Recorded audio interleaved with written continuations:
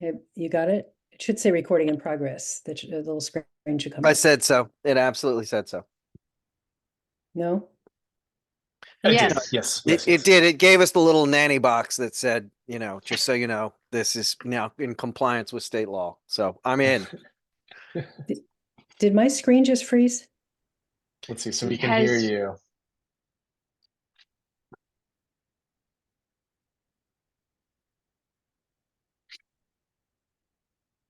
I think she's frozen. She needs to. I think so.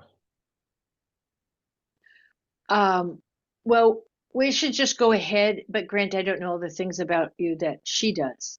Oh, well, that's fine. I'll briefly So let's see if introduce she myself. comes back in. She should come back in. Okay.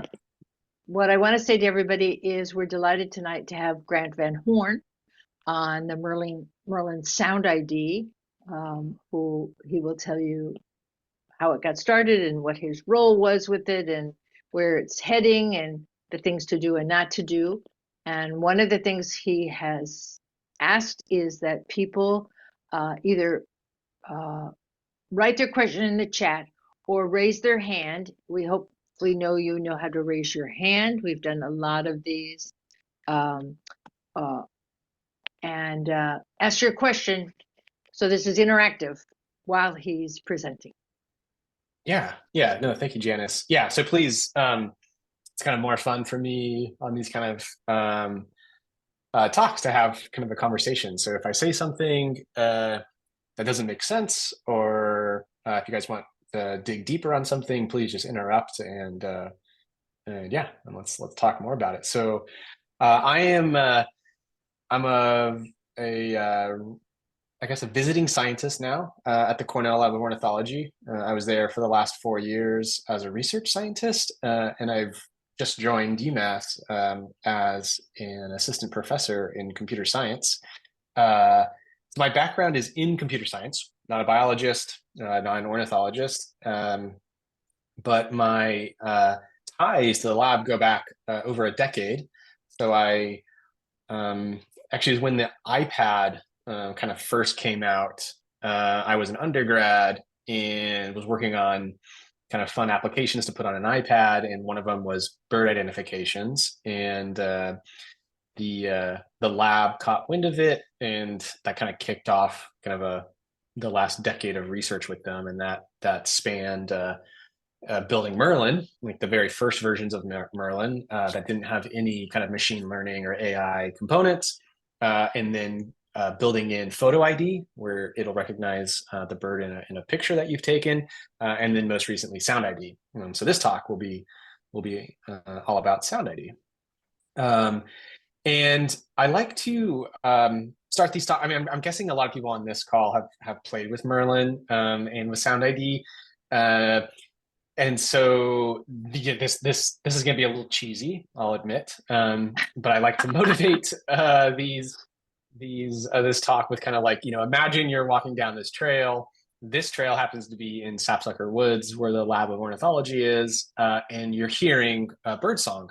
Wouldn't it be cool if someone could help you identify all those vocalizations? Right. So let's give a listen, and then we'll see kind of how Merlin can help you tap into who's singing.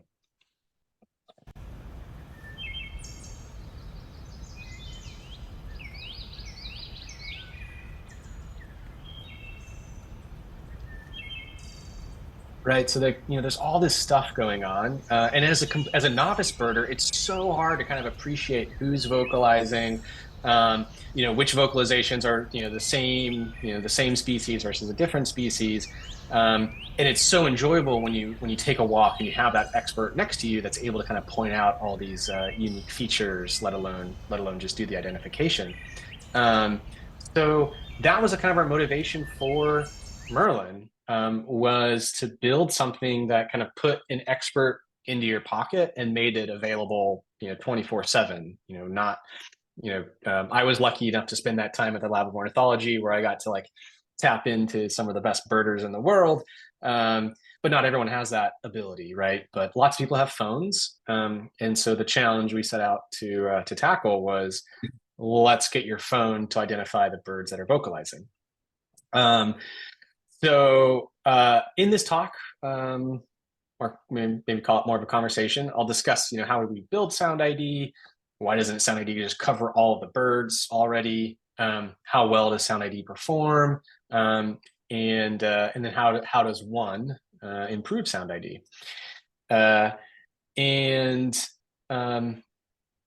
Let's see. As I see questions in the chat come through, I'll try to answer them. But yeah, people can feel free to raise their hand or interrupt. And so Sound ID is focused on birds for now.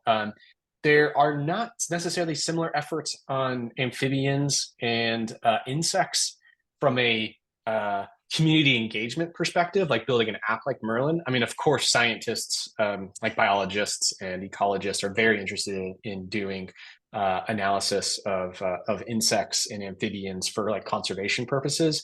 But I don't know of any efforts that are like, let's build a tool like Merlin for the public in those domains. You'll see that we do actually collect some data on those other taxa, but we haven't tried to train the computer to detect them.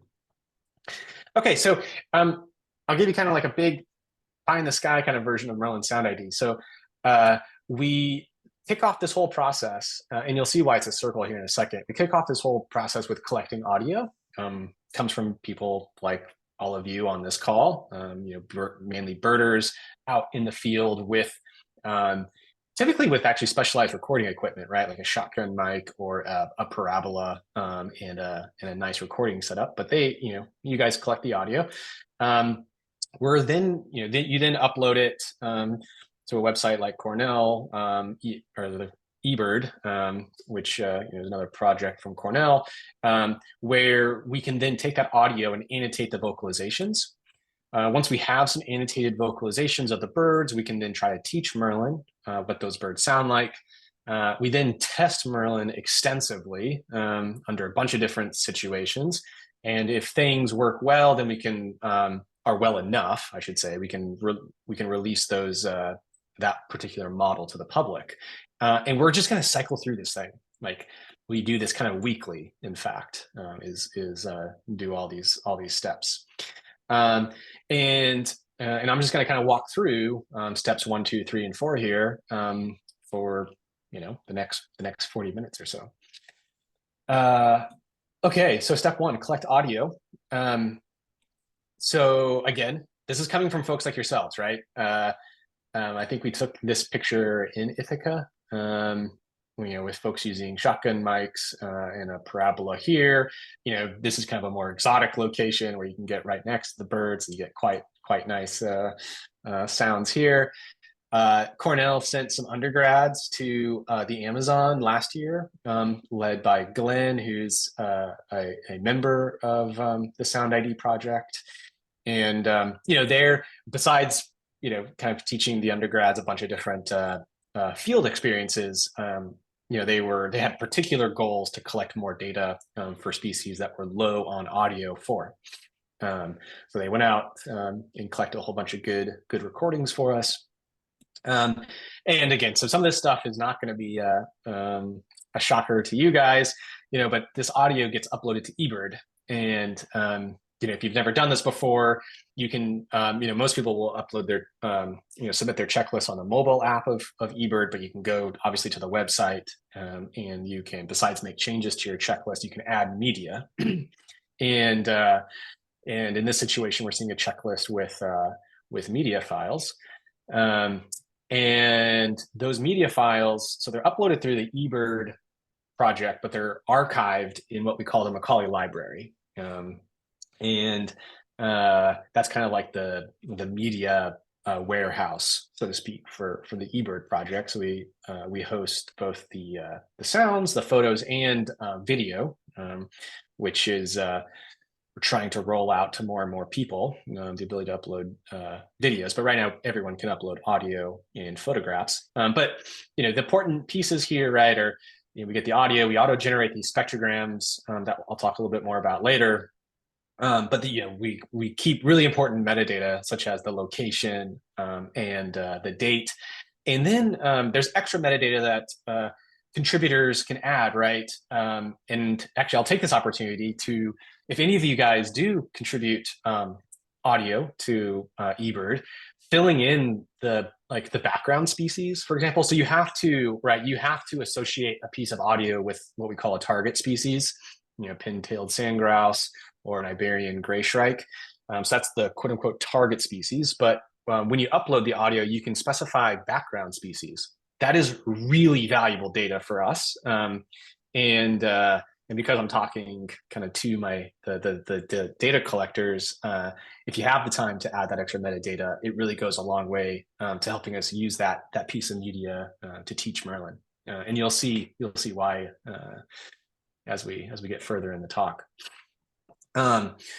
Okay, so what you're seeing here is an animation. It starts as a black screen, and it will fill in as we cycle through the years. And we're just putting a yellow dot where we get audio. So each yellow dot here represents a piece of audio that is archived in the Macaulay Library. And hopefully you noticed, or you do notice, that you can start seeing kind of the continents pop out here, right? There's nothing here that's like drawing the borders of the continents. This is just the dots of where people have made recordings, and we now host that audio. And so you can see just from this cursory look at the Macaulay Library, you can see that we've got a bias, so to speak, to North America, and possibly an even stronger bias to the Northeast region of North America. But other areas of the world are coming in, right? So Europe is slowly filling in. We have good participation in India. The Lab of Ornithology has worked hard on collaborations there. Some parts of Australia, as well as collaborations in South and in Central America. But Africa remains a sort of a desert, so to speak, of data, and similarly with good chunks of Asia and Russia as well, right? These are places that we just don't have much data for. So I would say, so as we get more and more into the weeds of Merlin, right, keep this kind of map in mind for why we can't just cover all the birds of the world. We just don't have the data. It just literally doesn't exist just yet. So Merlin, you guys will see Merlin launched with just coverage in North America, and there's a good reason, right? That's just where we have data to play with, but we're slowly expanding. Okay, another way to view that is sort of our audio accumulation. So this goes from 2010 to about the end of 2023, and so kind of flat lines through here until about 2017. So in 2017 is when we let eBirder start uploading audio onto their checklists, right? And that kind of opened up these floodgates, so to speak, of collecting audio data. Before, it was a bit more of a manual process to actually archive your audio in the Macaulay Library. Then we turned on eBird uploads, and now we've got this nice growth in audio. And this is what is powering SoundID, so to speak, right? It's this constant stream of data that helps us add to the training as well as testing sets that I'll talk about. So this plot actually needs to be updated. We have we're probably got more up to 1.5 million at this point in 2023, which is nice amount of audio to play with. Grant, again, yes. There are a couple of questions.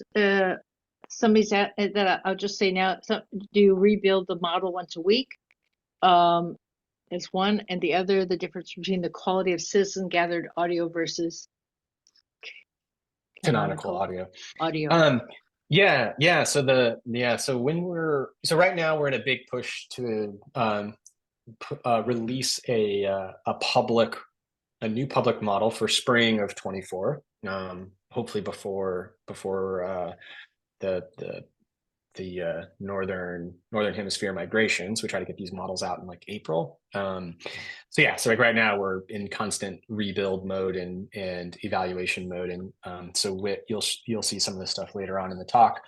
And then also, so the difference between citizen gathered audio versus canonical is, when you say canonical audio, is that audio that was collected like Lang Elliott You know, you mean like the stuff that I see that you use for playback and that's been verified by somebody like yourself, right? So a professor or somebody who is considered to be perfectly knowledgeable about what they're hearing. Does that make sense as a question? Yeah, so the audio that I want for this project is I want it to be as close as possible to the audio situations that the app will be used in. So I actually don't want clean, beautiful audio. That might be the easiest audio to learn from, but it's not representative of the use case that we want Merlin to work well in. We want like actually kind of rough, difficult audio that someone encounters on their daily walk or something. The now when we annotate this audio with the bird vocalizations, it's that audio is very difficult to annotate, and that's why we kind of fall back onto quite skilled individuals for doing the identification with that tough audio. Yeah, I think some of this will make more sense in a few slides. Great, thank you. So, okay, another way to look at this data. So, like, if it hasn't come across, like, there exist biases in data. And so you want to kind of get a grip on those biases as quickly as possible when you're trying to train a machine learning system, because the machine will just inherit all of those biases.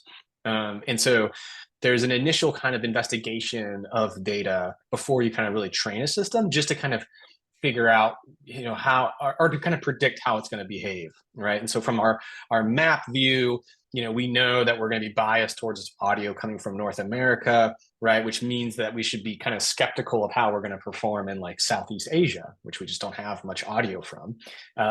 The audio accumulation curves that you saw on the previous slide, though, that means at least we're kind of have this stream of data coming in so we can update the system and adapt it over time. And then this kind of a plot shows us the number of audio files per species, right? So you have the number of audio on the y-axis, and then we've sorted the species by their audio availability.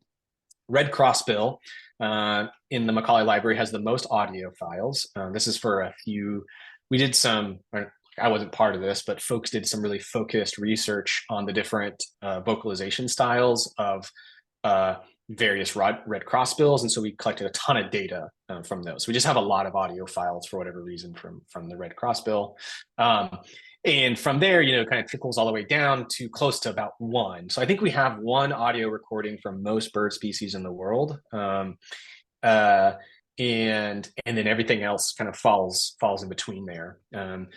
This is so for species that have there's 231 species when this plot was created that had 1,000 audio recordings. And there is 1,700 bird species that have at least 100 audio recordings, right? So it's really these birds, these 1,700 that have about 100 audio recordings that I'm particularly interested in training a computer to recognize, right? Because with 100 audio recordings, that's kind of enough audio where like we should be able to teach the machine what this bird sounds like kind of across its range and across the seasons, right? So we get the chip notes, the call notes, the songs. We kind of, hopefully kind of all of that has been sampled in these 100 audio recordings. There's no guarantee, but like, with a big enough number, the probability of kind of encountering all the different types, becomes higher and higher. And we have enough data to kind of also evaluate, so we can build, you guys will see this. We have both a training data set, like a teaching data set, as well as a data set that we use to test Merlin. So, why doesn't Merlin work for all the birds of the world? Yeah, this is kind of another one of these reasons. It's not just like we need 1 audio recording for a species. We want something like 100 to convince ourselves that Merlin actually can work well on these birds. And you guys saw from this plot that it's going to take us a while, to get 100 audio recordings for every bird species, but we'll slowly get there. Okay, so let's focus on one bird. So yellow rump warbler. This is a visualization of all of the locations that we have audio from. This is not showing time. If we showed time, I would have this like, there's 52 weeks in a year. So you kind of have actually 52 slices of this map, 1 for each week, but we've collapsed all that down. So this is the data we get to play with. And this is a bird that we have 3,000 audio recordings for. So we're actually kind of like data rich for this species. So what we do, so we don't have the manpower or the money to have someone annotate all of these audio files, and you guys will see what annotation means here in a second. But suffice it to say that like actually prepping an audio file for either training or testing is expensive in both time and money. So we subsample these audio files and choose just a subset of assets to really study. And then we do this through a clustering, like a grouping process that groups together the audio files based off of their spatial distance to each other, as well as their temporal distance. So what we'll get this like West Coast winter group, right? So these are all audio files, where the target species was yellow rump warbler, taken kind of on the West Coast in the month of January. And then we'll have kind of our Northeast spring group. So these were like May recordings taken in the Northeast, right? So we'll kind of group the audio files by this. And we do this so that we're trying, so that we hope we're, again, kind of sampling from that vocal repertoire and ambient noise that to get the diversity across those dimensions, right? But not oversampling, again, because it costs money to do this. So we do that, and we split these things up into what we call training assets and testing assets, right? So training assets are homework. It's what Merlin gets to study in order to figure out what a bird sounds like, and the testing assets are the exam. So Merlin doesn't get to see the answers to the exam. It just gets the audio, has to listen to the audio and tell us, what it heard in there. And we'll use the performance on the exam to decide whether we need to, give Merlin additional homework assignments, or it just needs to review the existing homework assignments, so et cetera. So at this point, that process was just for yellow rump warbler, but we would do that for all of the birds that we are currently considering. And now that we've got this training and testing split, we can go through, we can annotate these files. And the annotation process, again, is this kind of like costly process. So let's first ask why we should annotate vocalization. So I'm going to play a recording. And again, you guys might really appreciate kind of what's vocalizing here, but maybe put yourself in the shoes of a novice that doesn't know their bird vocals and they're trying to learn. So there's a yellow rump warbler in this recording. And let's say someone told you that this was a yellow rump warbler. They said, this is what a yellow rump warbler sounds like, and they just gave you this file, right? Let's listen to this.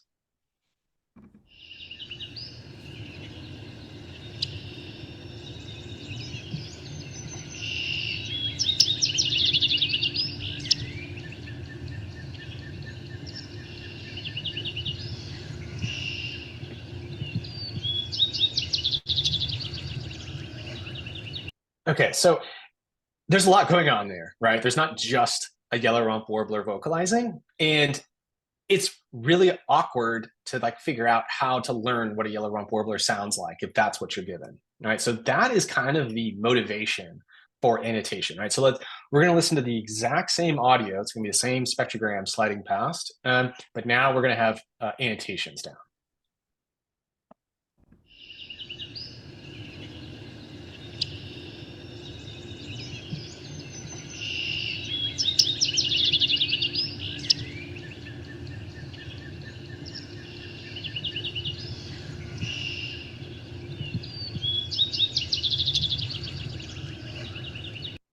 Okay, so one of these situations is a heck of a lot easier to learn from than the other. And, like humans benefit from this and machines benefit from this, right? So it's this boxing and being really specific about like, what is a yellow rump warbler in this audio file? What is a Vesper sparrow? What is a red-winged blackbird? And so the annotation process is all about providing those boxes on the spectrograms.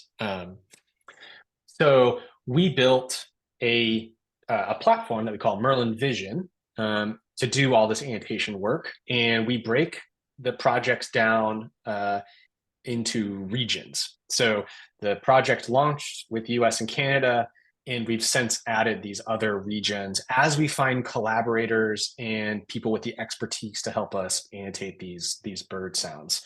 So this is an animation of someone doing the annotation process. So they get to listen to the audio, and which there is no audio. This is just an animation. So they're listening to the audio and they're placing these boxes down, and you'll see them go back to the start of the file, and they'll put more boxes for various species. And this is an elegant Trogon recording, by the way, and this is a brown-crested flycatcher that they're annotating as a background species. And you'll know that these green boxes are actually unknown birds, right? So they know, the annotator knows that it's a bird vocalizing, but they don't know which species. So they're providing us at least with an unknown bird box that we want to hopefully go back through in the future and actually put the correct species label on. But anyway, so this is this process, and this is what I mean by it's costly to annotate these files, right? So it's in our best interest to try and, out of the 3,000 yellow rump warbler recordings, we want to sample about 100 that really do a good job kind of explaining its variability across its range and across the seasons, and then just annotate those so that, hopefully we don't have to annotate, all 500 or something if we chose a bad split. And like you guys saw in our yellow rump warbler file, the annotation process can get really complex. You got lots of overlap here, lots of species vocalizing on top of each other. And just like a human, though, like you want this, you want these annotations. The machine wants to know kind of everything that's vocalizing in a particular section of time, so that it can reason through, okay, this is what it sounds like when a great-tailed grackle overlaps a Canada goose and a common yellowthroat, is also vocalizing, right? So this is what, and so yeah, actually, we were talking about Taylor Brooks earlier, and I was saying a lot of Sound ID is built by Taylor Brooks. She was the one who did a lot of these annotations. Yeah, and she did her, by the way, for other people, she did her undergrad here at UMass. That was sort of one of the other connections back to UMass for this project. Okay, so current annotation stats. The project's been going on for 3 years now, and 249 annotators have participated. That's a small number. We have not kind of opened this up to the broad birding community because of the kind of expertise that we're looking for to really do the type of annotations that we want. That's not to say that there's not a role for kind of the broader community to help us. We just haven't quite figured out how to incorporate everyone in a controlled way where we can maintain quality across the board. So we're still working on trying to figure that out. But those 250 folks have drawn over 2.2 million boxes on over 200,000 audio recordings. And as of the beginning of February, that covered 3,800 species of birds. So just because a bird isn't available to the public, so right now the public models only have 1,200 bird species, doesn't mean that we're not actively working on stuff, right? So we could be building models that could recognize close to 4,000 species, but we don't have the data diversity that gives us confidence of those models performing well, for people in certain parts of the world. Yeah. I feel like I always need to change this slide so that I kind of get some participation. But I guess I just revealed the answers. But again, if you think back to the biases that I showed you guys at the beginning, some of these should not be surprising, right? So Northern Cardinal has the most boxes. It doesn't mean that it has the most target audio files, right? It just means that it's showing up in a bunch of birds' audio files, right? Like Northern Cardinal is just in the background of a lot of these recordings that we have to play with. And I left these two out of order because red-winged blackbird recently just passed house sparrow. I'm guessing that house sparrow will eventually maybe retake this spot since the distribution of this bird is so large. But yeah, right now red-winged blackbird is kind of clawing its way back to Northern Cardinal, and it surpassed house sparrow. Some some recently encountered species. So golden tanager got its first box on Feb 5th, and this white-fronted terranulate also got its first box on Feb 5th, right? So again, these aren't species that we're specifically targeting for inclusion in the models right now, but they're species that we're encountering in the background of the audio as we're annotating other species. Okay, so Witt's got another question. Curious about how you decide on species cuts and whether you account for regionalism, like house birds in the UK being boxed differently from them in the US. Yeah, so as we expand across the world for species, house bear is a good example, but house wren is kind of our go-to example, right? So house wren occurs straight down through South America, and for that bird, even though we've launched it as part of the core group in North America, we had to do a whole nother sampling and annotation process to onboard it for South America in order to cover its vocal repertoire down there. So when we sample audio, that 100 audio asset cut that I was referring to, that's really kind of at the regional, maybe like the continental scale, right? So if a bird is like North America and South America, like we want like 200, 300 cuts, right? Like as you expand the range of a bird, and assuming that it's not just a stereotyped vocalization, we want that diversity, before we say that we kind of like cover it in a particular region. Okay, so that's our annotation process, right? So after steps 1 and 2, we've now got something that we can use to train a machine and to evaluate it, right? We could also train humans. I think that's like kind of a cool part of the project that we haven't really tapped into yet. But we have a fantastic resource of like audio, labeled audio that humans could be teaching themselves how to better ID birds. We haven't done that yet. Right now, we're using this data just to train machines. So what does this process look like? Quick, super high level overview of sound, right? So birds vocalize, sound propagates as waves through the air. This is mechanical energy. Your phone has a microphone that acts as a transducer, right? So it's converting energy from one form to another, in this case, mechanical to electrical energy.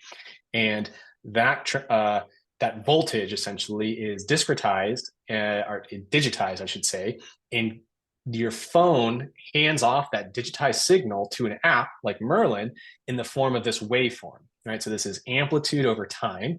So this bird vocalized, sound hits your microphone, gets converted into electrical energy, which gets digitized. And then this waveform is really what Merlin, like an app like Merlin, gets to play with, right? So it requests from your iPhone or your Android, like, hey, I want audio from the microphone, and this is what the app gets delivered. Okay, so this visualization takes that waveform that's handed off by your phone to the app and shows how we convert it to a spectrogram. Now, we've been staring at spectrograms in a few other slides, and spectrograms are a visual representation of sound. So we go from this 1D signal to this 2D signal where we get frequency over time, and the power is kind of represented by the color, the pixel values in this image representation. So you can see this vocalization from the sparrow come through, and we just convert it nicely into a spectrogram.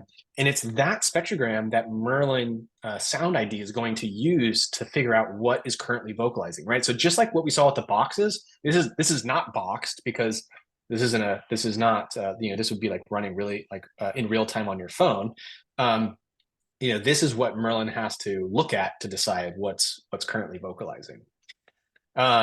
And this should look really familiar for those folks who have used Merlin, because that little spectrogram visualization is what shows up on the top of the app when you start Sound ID, right? So you're looking at the spectrogram, and Merlin is looking at this spectrogram and trying to figure out which birds are vocalizing. Okay, so that's how it works on your phone, but how did we actually train it so that it could do that job? So we're going to take our audio, our annotated audio files, and again, we're looking at the spectrogram here, and we're going to cut those things up into little clips. And these clips in this example, they are 2 seconds long, but they can be arbitrary length. They could be 1 second, 2 second, 3 second. The point here is that we take a continuous audio stream and we kind of like slice it up into these fixed 2 second little chunks. Now, Merlin's job is to look at this 2 seconds of audio and tell us which birds are currently vocalizing. Now, we know which birds are vocalizing because it's annotated, right? So in this example, we know that it's ruby-crowned kinglet and red-winged blackbird. So to train Merlin, and this little robot is our representation of Merlin Sound ID, takes a spectrogram, and its job is to literally output the species that are vocalizing, right? So in this case, it needs to say ruby-crowned kinglet is vocalizing and red-winged blackbird. And it needs to say all those things are not vocalizing, right? Which is all the other bird species that exist, right? So it needs to say that all of these are not currently present and only these two are present, right? And that is kind of and really, like, so I'm a computer vision researcher. That's my background. It's not actually in audio processing or acoustics. So why is a computer vision person working on this problem? This is an image, right? We treat sound as an image, and we train machine learning models that like can inspect this image and tell us which things are present. Now, like you should, this is a one-to-one mapping with like a face recognition on your phones, right? So like when you take a picture on your iPhone or your Android, right? You know, Apple or Google can automatically find the faces in your image and tell you who they are. This is the exact same thing. We're just doing it on spectrograms, and the goal here is to figure out what species are vocalizing, right? Not do face detection. But under the hood, it's the exact same problem formulation.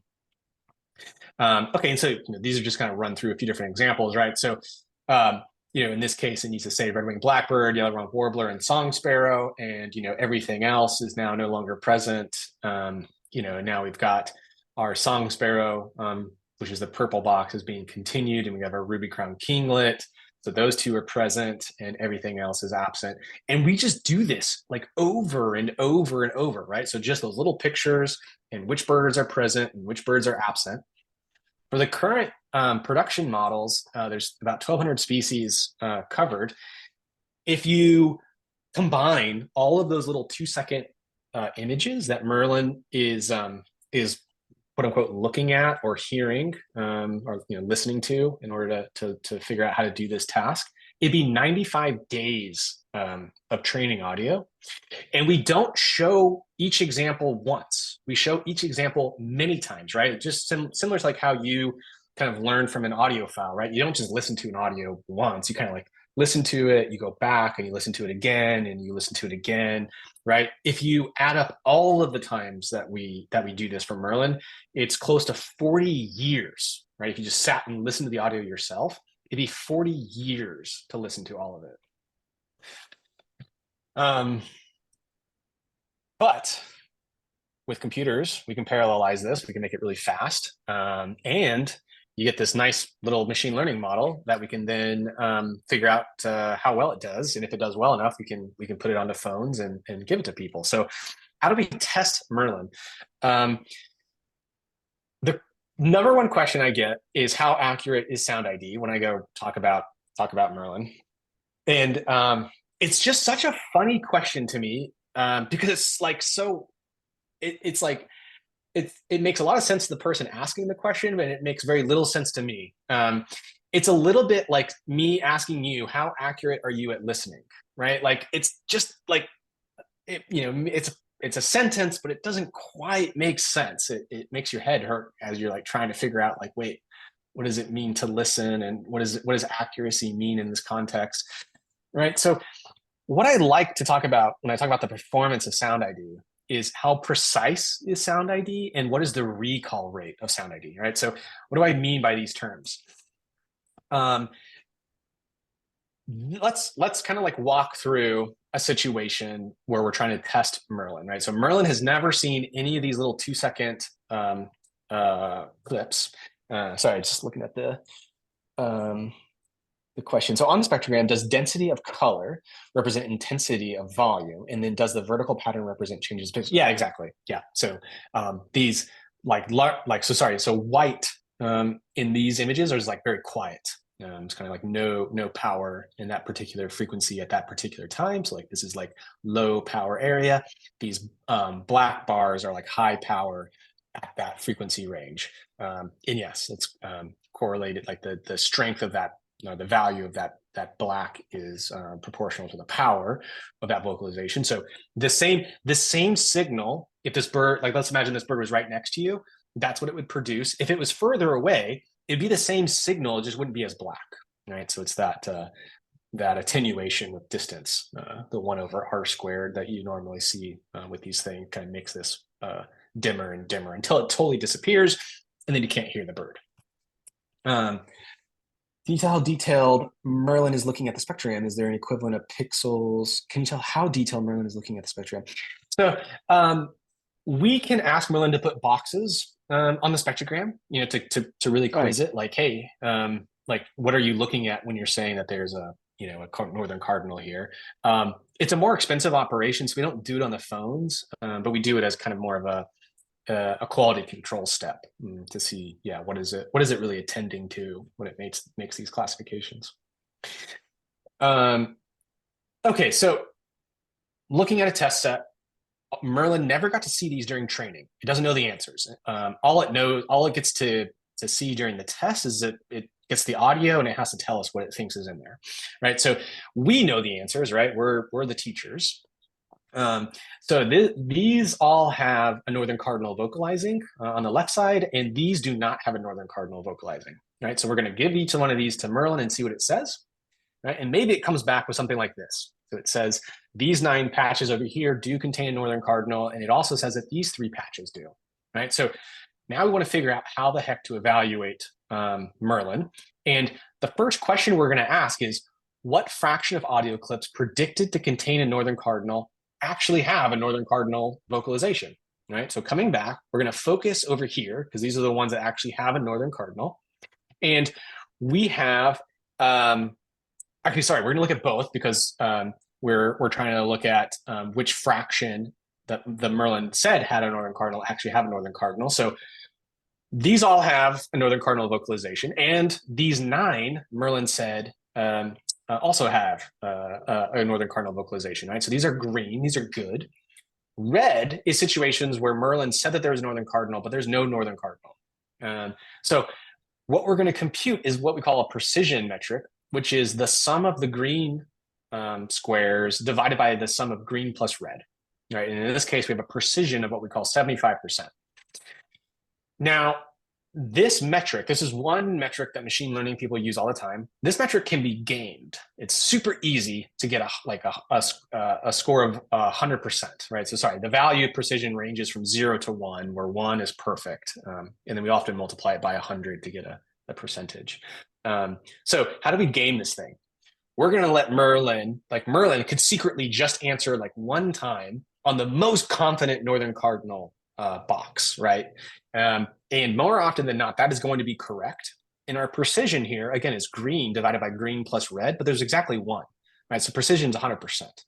Now, the problem with a system like this is that it missed all of these other northern cardinal vocalizations, right? So northern cardinal is right next to you. It is vocalizing like crazy. And Merlin's like, I'm not going to say anything, right?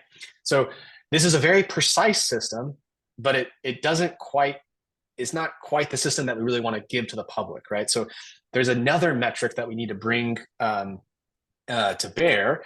And yeah, so, this is Merlin missing all these other northern cardinal vocalizations.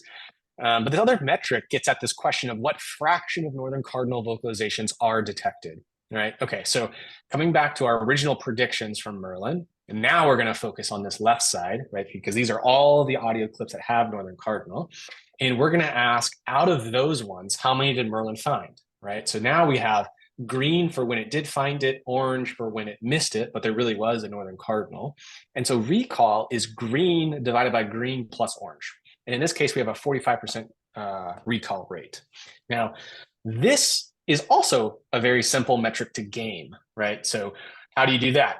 You predict everything. Merlin could just predict everything as being northern cardinal. By definition, everything that actually has a northern cardinal will be predicted, right? And again, we have green divided by green plus orange, we have 100%. So again, recall ranges from 0 to 1, and we often multiply it by 100 to get a percentage or a fraction. So here we have recall of 1. So again, recall by itself doesn't capture the performance of Merlin either, right? Like we don't want something that just always says northern cardinal. It's very confusing and incorrect, right? So what we want to do is do both precision and recall, right? So Merlin, the way that like internally the team evaluates Merlin is by looking for every species. We look at both its precision and its recall. And we want precision to be very high. We want precision to be like 90, 95, 97%, right? Like if we show a result on the screen, we really want that bird, you know, that prediction to be correct. Now, of course, it's not always correct. And I'm sure everyone on this call has had situations where Merlin gets it wrong. And that's just part of that is because we want recall as well, right? We do want an interactive system. We don't want the screen to just have, remember, it's easy to gain precision. You could just like basically never say any answers, right? But then you miss all of these bird vocalizations, right? So we try to balance the recall as well, this ability for it to actually, you know, make the screen light up with bird detections. A perfect system would have a precision of 1 and a recall of 1. And it's absolutely possible to build those types of systems. It just takes a long time, a huge investment. This is not something you just like do overnight. You know, this is like many years of data collection and quality control and experimentation to build systems that have really high precision and really high recall. In some situations, it's not possible to have, you know, it's just the environments are just too noisy. It's just too weird, and it can throw off the system. But yeah, you know, this is, we obsess about precision and recall internally, and we just constantly are monitoring them and trying to figure out how to improve both. Okay, so like I mentioned, we can do this analysis for all the birds, right? So every dot here is one of 1,200 bird species, and we can plot their precision and their recall. And if a bird has a recall greater than 0.7 and a precision of 0.9, we're pretty happy with that bird. Of course, the system's going to make mistakes, but like overall, it seems like Merlin has kind of figured out like when to predict that bird, and it's kind of figured out all of its vocal representations. So that's this green piece up here, right? So greater than 0.9 and greater than 0.7. Now, birds in this red quadrant, that's where we kind of like spend most of our daily time trying to figure out how to improve, right? So these birds don't have a 0.9 precision, right? So there's still a high likelihood of Merlin making a mistake when it decides to predict those species, or we just have really bad recall, right? And the bird's vocalizing, but Merlin is choosing to not say anything. So we work hard to try and improve performance on these. Now, how do we improve performance? Yeah, so these are species that are doing well. These are species that need to be improved. How do we improve the species? We have like kind of two levers that we get to pull. One is to iterate on the data set, right? That's like come back to literally folks like yourselves and try and get more audio, right? Like Merlin doesn't know what a mockingbird sounds like here. Merlin doesn't know what a northern cardinal sounds like here. You know, like we need more examples. We need more data of what these birds sound like in different habitats with different background noises, right? Like, is there an AC running in the distance? Is there a highway in the distance that's kind of adding this low frequency noise? Is there an airplane flying over and that messes up Merlin, right? We just need all of this data diversity. And so that's one way to improve the system. And then, you know, that then trickles down to the like more annotations, right? We've got to get experts on these files, helping us to identify the various birds. And then we can do what we call annotation review. So humans make mistakes. None of us are perfect. So we have to like do data quality control on the data set itself, right? Both the train and the test splits to constantly improve them and to fix errors. Option two is the machine learning research and development, right? So we pour investment time into figuring out better machine learning models, better AI systems that can try and learn more efficiently from the data that we have at hand. And there's no like silver bullet here. Like you have to just do both continuously. And eventually you're just like kind of inching towards your goal of more species and each species with high performance. But it's not a quick process. Project's been going on for 3 years. It'll go on for another 10 years, right? Until we probably have good coverage of stuff. And even then, there's probably still more work to be done. But let's look at this data review process. So every time we train Merlin, we can ask it to go inspect the data set and have it flag situations where it wants to report a bird species, but the annotations don't support those predictions. So what do I mean? So this particular asset from the Macaulay Library, where the target bird is a gray catbird, Merlin says that there's a yellow-rumped warbler vocalizing in this thing. It says that there's like 12 different kind of vocalizations happening. So an annotator, sort of a reviewer, can open up this file, and you get this kind of like warning kind of bar that Merlin thinks that there's a yellow-rumped warbler vocalizing here, and they can go back and they can inspect the data. And in fact, yeah, these lines here are yellow-rumped warbler chip notes. And then they can add in those boxes, and that will be available the next time we train or evaluate Merlin, right? And so it's this constant improvement of the data. So, okay, that is like the high level view of Merlin from like 10,000 feet, right? So it's for Merlin Sound ID in 4 easy steps, right? Collect your audio, you annotate those vocalizations, you teach Merlin, and then you test Merlin. And if you can get into a rhythm of doing this, once a week, once a month, the whole system will slowly improve. And that's kind of like what you guys are seeing. So we launched Sound ID. So Sound ID started in the summer of 2020. The backstory is kind of fun. So Taylor Brooks, actually, again, this is the UMass undergrad who came to the Lab of O. She's an amazing birder. And she and I were talking about alder and willow flycatcher and how impossible they were for photo ID to work well on. And she's like, yeah, well, we don't classify those visually. We just listen to their vocalizations, and it's easy. And so I was like, well, that's cool. Like, let me do a quick experiment. And I confirmed that a computer could do this. It was equally easy for a computer as well. So I was like, oh my gosh, this is awesome. Like, let's like see how many birds we can do well. And so that kind of kicked off. That was like June, July of 2020. So the first public models came out in 21, again, focused mainly on United States and Canada. So what you're seeing here is dark colors are 0% coverage by Sound ID, and brighter colors are kind of full coverage by Sound ID. So Merlin Sound ID will never cover 100% of species anywhere. Turkey vultures, for example, don't really vocalize, or they don't vocalize enough for us to warrant bringing them into the model. So there's always some species that are just, they're always going to be a visual species, not an acoustic species. And we've gotten into this pattern of doing public. So there's a difference between like internal model iteration and public releases. And it seems like we kind of gotten into this pattern of doing like spring and fall kind of releases to the public. So spring of 22, we brought on a bunch of what we call the Western Palearctic, which is really just a fancy word for Europe and portions of the Middle East and North Africa. And in the fall of 22, we still, like, it's funny, you can barely see these colors changing, but we tried to like start getting a toehold in South America, Central America, and India. So again, just like from deep purple to a little bit less deep purple.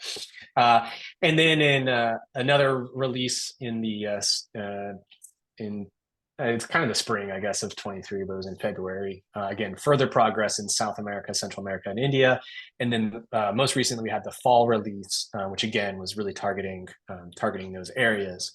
And we're currently in kind of in the thick of it, so to speak, for the spring of 24 release, which we're trying to get out to folks in April, in preparation for spring migration.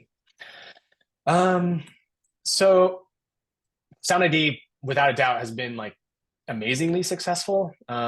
So kind of maybe a perfect storm situation with the pandemic. You know, people were really interested in the outdoors and wanted to connect more with nature.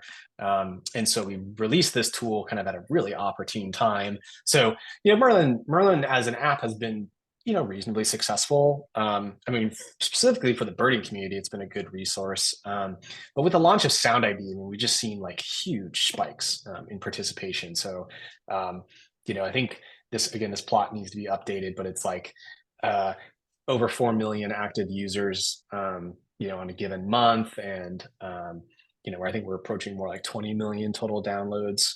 So the reach of Merlin has really expanded with the release of Sound ID. Okay, so 5 minutes left or so. Future of Sound ID. So obviously more birds and better performance on the existing species, but my passion is always with public engagement apps. I like building stuff that I can use. I like building stuff that I can put on my phone and go outside when I'm biking or hiking and enjoy. It's like if you guys have ever used iNaturalist or Seek, I also built the computer vision systems for those apps, right? So this is just a space that I really enjoy.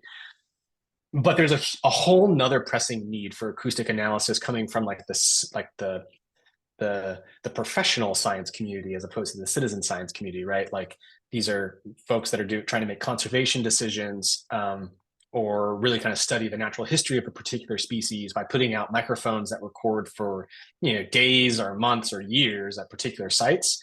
And then they want to go back through and they want to analyze all that audio and figure out what was present, what was not present. Can you get some kind of abundance numbers? So as we're continuing to expand Merlin for the public audience, we're also taking our first steps into building tools for scientists to actually use these things to analyze huge backlogs of audio, right? So you can imagine the EPA has been collecting audio on a lot of their restoration projects, and man, wouldn't it be cool if we could just automatically listen to that audio and figure out what was the before and after effects on the you know, the avian populations due to the remediation, you know, process. So anyway, taking little steps in that direction, and yeah, and so I think like certainly Sound ID is part of this future of bird monitoring.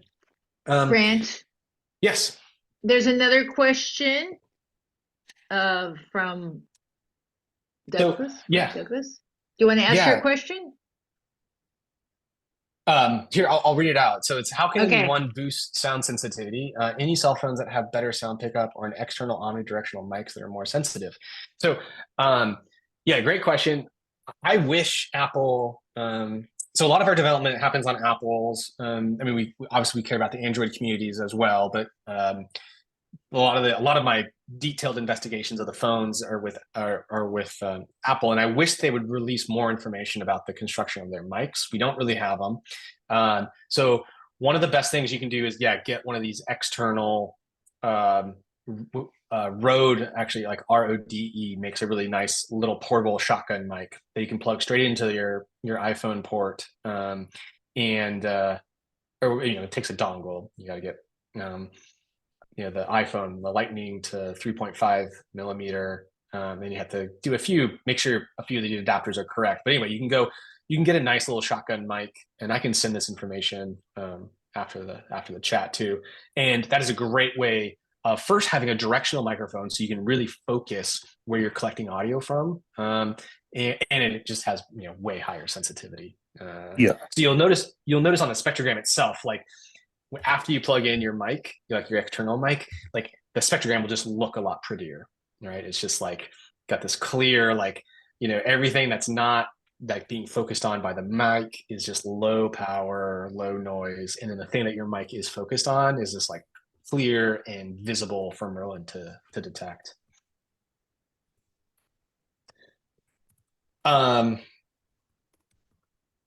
Yes, so yeah, just finishing up, Merlin Sound ID is a team effort. I guess I never explained my role, right? So I'm like the researcher behind all this stuff. But so, you know, I kind of, this is like my territory is in machine learning R&D. You know, but the annotators are just, you know, a huge part of this, right? Drawing those boxes and doing the data quality control, and then the domain experts and everyone on this call, right? If you contributed audio or even checklists, right? Because I haven't gone into it, but we use tons of the checklist information to help fill in knowledge gaps on which birds we should expect or not expect in a given audio file. So yeah, like the main thing is, Merlin Sound ID is this like, this pyramid where there's a few of us, at the end of or at the top of that pyramid that get to kind of really play with the data and push out the models and stuff. But it's built, the foundation of that pyramid is really the community and the domain experts. And so yeah, this is a few of those other folks that play critical roles. So here's Taylor, this person that we've kept talking about. And a few more folks who have participated heavily over the last few years. And of course, the annotators, again, just can't reiterate enough, like folks that are in there listening to the audio, drawing boxes, man, they really help move the project forward. And yeah, that's it.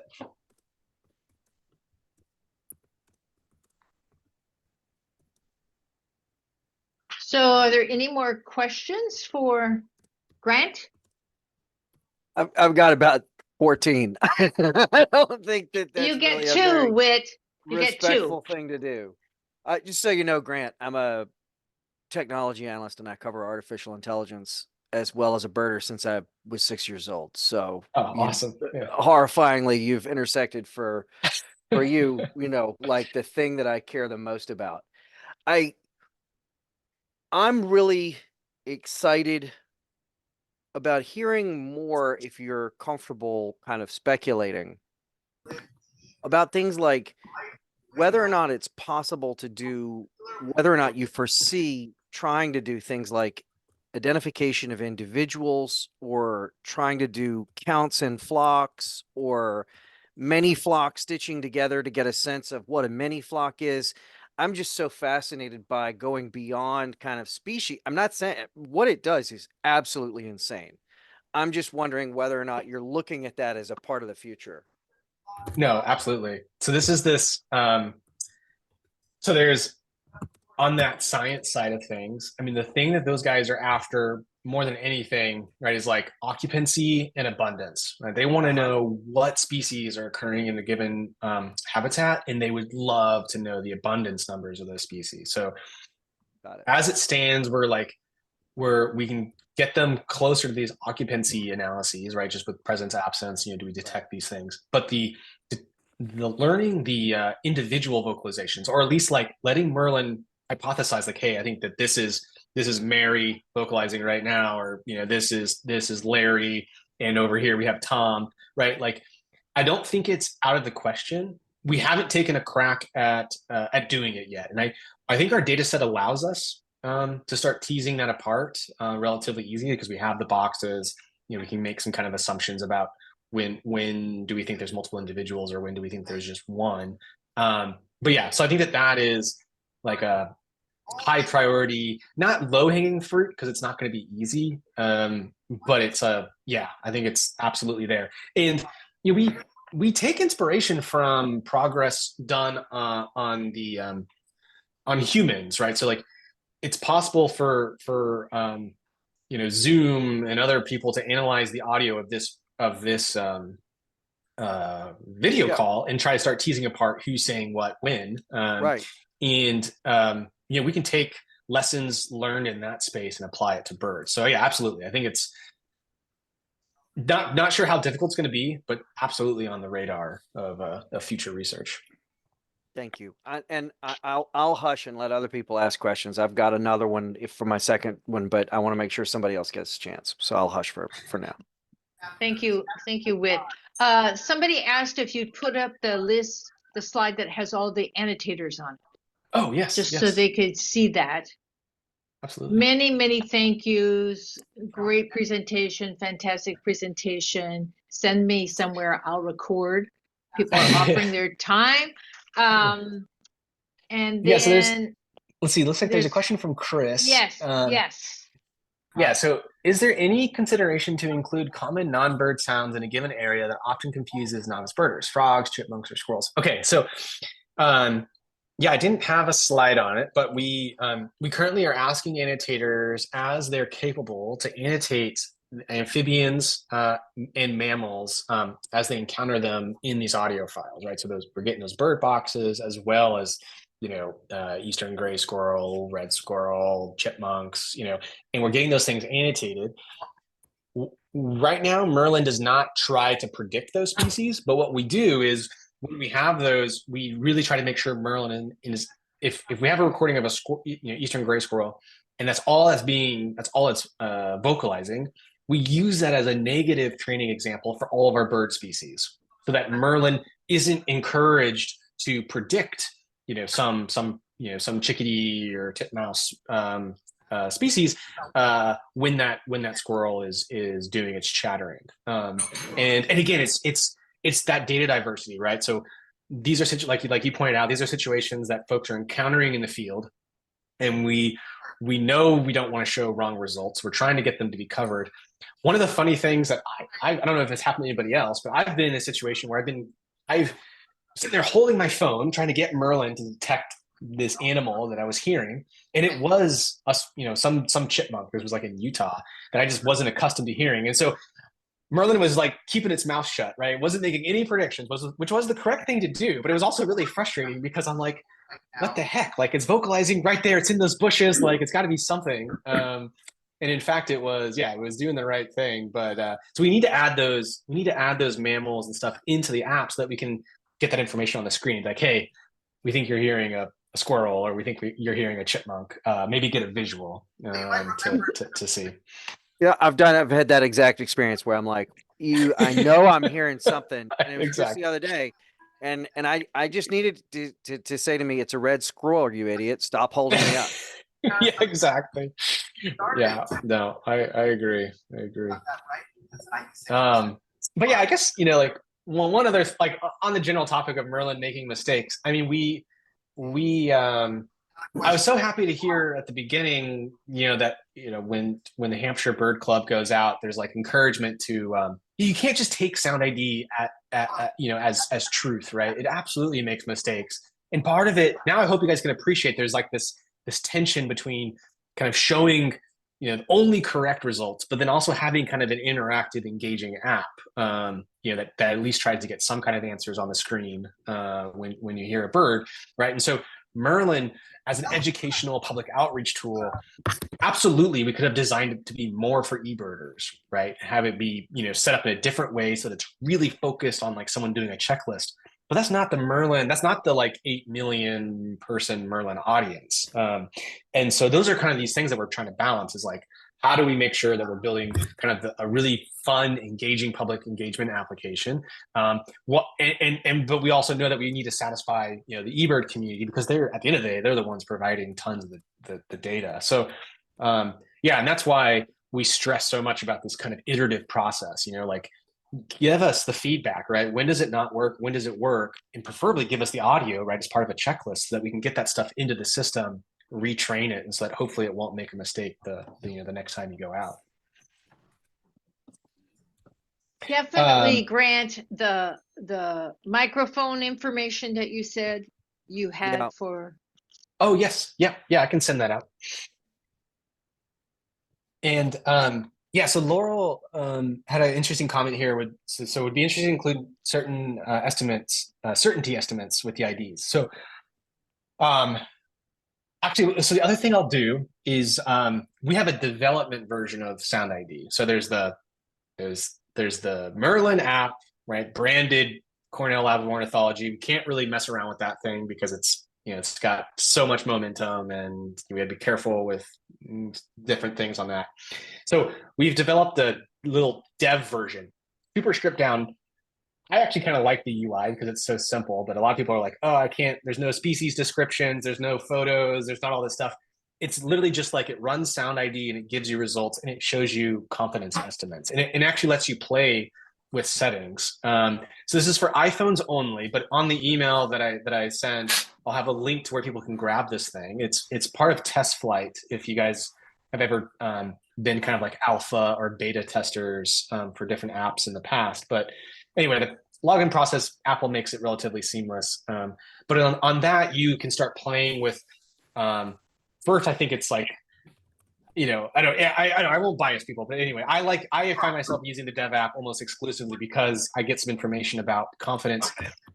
But what I wanted to say, it is really hard to convey confidence in an explainable way back to the general public. And that's why we've always defaulted to just like, either you show the results or you don't show the results. And that's why, like, it's like putting a green circle or a red circle or a number value. These things are so difficult, and it's very hard to stay consistent across the model releases, right? So it's super hard for for us to make sure that the current model behaves in that same confidence way as the past model. And so anyway, these are all kind of sound like excuses as I say them out loud, but the problem of conveying confidence for a machine learning system is not super straightforward, and we haven't found a really good solution for doing that in the apps.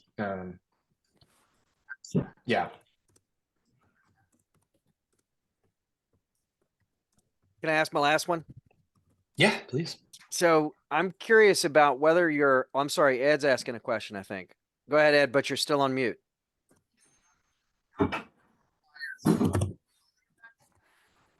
This is Janice. I'm going to go ahead. There was a question earlier, and maybe it was covered by Bill What is your Benner. lesson? Something about that. And Bill Benner's question is, could your same methods work to identify bats? For example, add the additional step to have the hardware listen for the sounds. Did you ask that?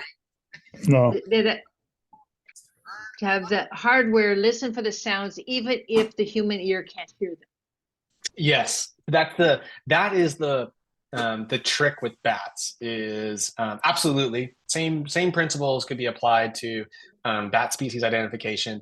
They vocalize at such a high pitch that your phone does not capture it, right? If you record bats on your phones, nothing will show up on that spectrum. You can open up Sound ID while bats are flying around, and you'll see nothing on the spectrogram. And that's because your microphone sampling rate is only like 48 kilohertz or 41 kilohertz, whereas bats are vocalizing at like 140 kilohertz or something, something way out of range. And so, so bats require custom hardware, which is part of the reason we haven't really taken a crack at them, because it just adds this extra onus on the user to kind of grab a microphone that can actually record audio at that rate. So other folks are doing it. Yeah. So maybe one thing I'll say is the Merlin Sound ID team is absolutely not the first team to try bird species identification. I think we're the most successful to date, but we've started from actually quite a long history of folks trying this problem, and there's other folks doing it for these various other domains. I think at the beginning I mentioned that people are definitely interested in insects and amphibians and mammals. It's just not necessarily on the public engagement side, definitely in the science monitoring conservation side.